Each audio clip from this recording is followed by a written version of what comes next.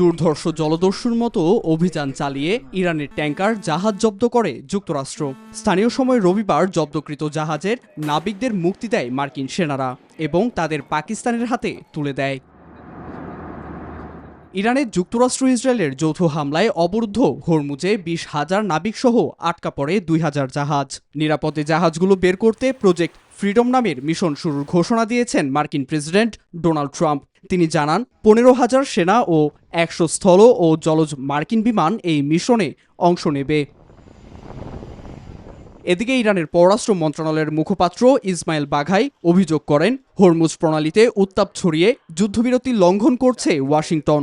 এখানে প্রবেশের চেষ্টা করলে প্রণালীটি মার্কিন সেনাদের কবরে পরিণত করার হুমকি দেন তিনি।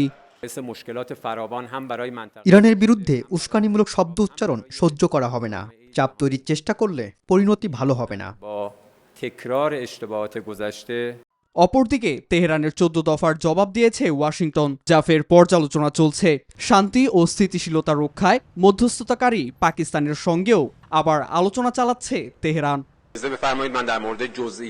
যুক্তরাষ্ট্রের অত্যাধিক দাবিতে আলোচনা ভেস্তে যায়। আমরা কূটনীতি অনুশীলন করতে চাই।